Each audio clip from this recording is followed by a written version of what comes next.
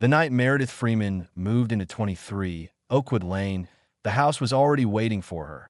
Not just the structure, the faded Victorian with its peeling paint and sagging porch, but something inside it. Something that had been there for a very long time. Meredith didn't notice it at first. She was too busy with the chaos of moving boxes, arranging furniture, and trying to make the place feel like home after the divorce. The strange noises? Just an old house settling. The cold spots? Poor insulation. The feeling of being watched. Stress and exhaustion. Nothing more. But on the third night, she woke to the sound of her own name. Meredith. A whisper, soft as dead, leaves skittering across pavement. She sat up, heart hammering against her ribs. Hello.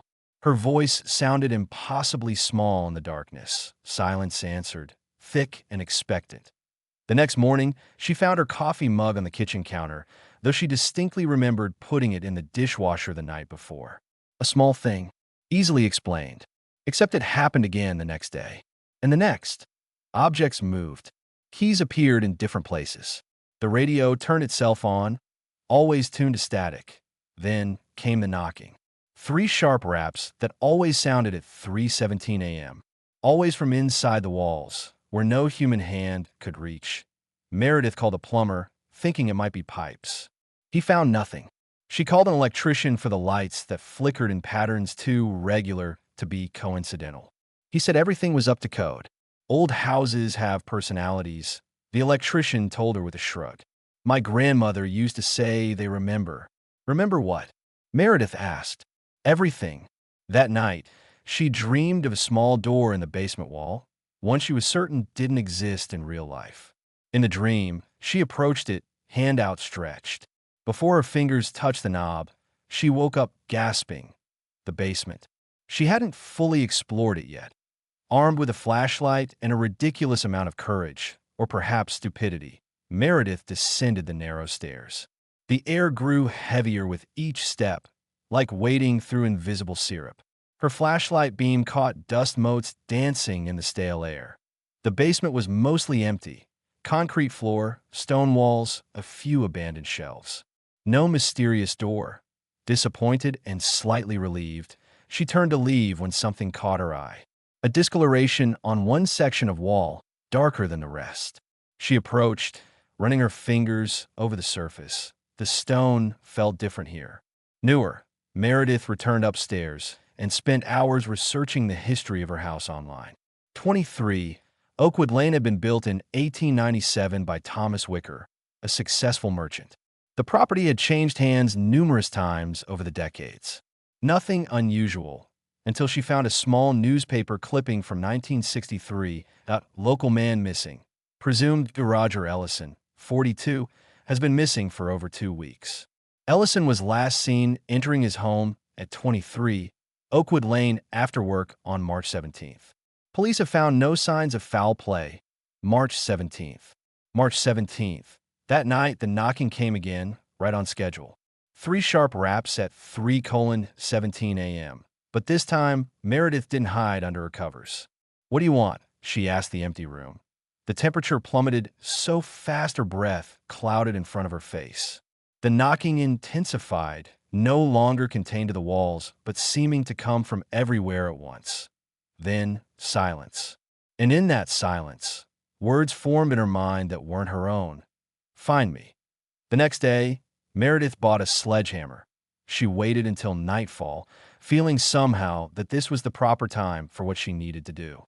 Standing before the discolored section of basement wall, sledgehammer gripped tightly in trembling hands, she hesitated only briefly. The first blow sent chunks of stone skittering across the floor. The second revealed what looked like newer concrete behind the original wall. By the 5th blow, she had opened a small hole, and the stench that wafted out nearly made her vomit. Something was definitely behind that wall. Each impact of the sledgehammer now echoed with a strange hollowness.